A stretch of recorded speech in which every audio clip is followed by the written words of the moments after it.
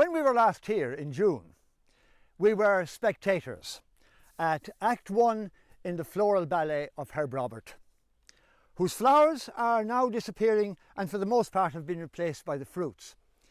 And the fruits are all important for Herb Robert because it is an annual plant and it is entirely dependent on efficient seed dispersal to persist here in one place from one year to the next. And few wildflowers have a more fascinating dispersal mechanism than Herb Robert.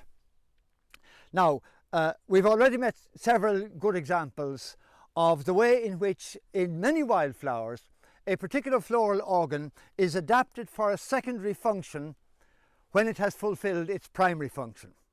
For example, in many members of the mint family, the calyx, the sepals, whose primary function is to protect the flower before it opens, the calyx transforms into a little nest in which the 4 seeds are nurtured or protected while they are developing.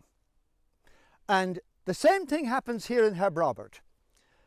While the plant is flowering, the sepals enclose the flower, but once fertilization has taken place, the calyx forms a sort of protective urn around the developing ovary.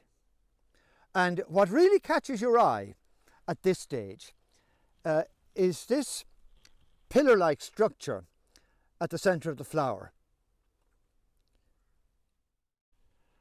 Here in Herb Robert also, the sepals persist as a protective urn around the ovary after fertilization.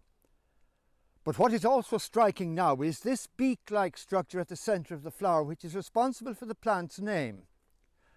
Herb Robert is a crane's bill geranium, and this is the crane's bill of the name. And also, in Greek, the word for a crane is geranos, hence geranium. At the end of the 3 weeks it takes the seeds to ripen, the sepals open again, and you can see the seeds arranged in a circle around that central maypole of the style. As the fruit ripens, the beak dries and gradually loosens into 5 strips of elastic tissue arranged around a central rod. At the same time, the seeds become detached from the center, each sitting in a little pocket that is provided by the filaments of the now decapitated stamens, the bases of which have swollen to form a protective envelope around the ripening seeds. These strips of elastic tissue function as springs. As they continue to dry, tension builds up in them, and they are only prevented from coiling up outwards by the fact that the seeds are held in place in their little cups. But now, if you have good eyes or a hand lens and look carefully, you will see that each seed is attached to one of the strips of elastic tissue by 2 thin threads. And when the right moment arrives, the tension becomes too great and the spring explodes outwards, catapulting the seed with an audible click out of its cup to a distance of up to 7 meters, still with the 2 sticky threads that anchored it to the spring attached.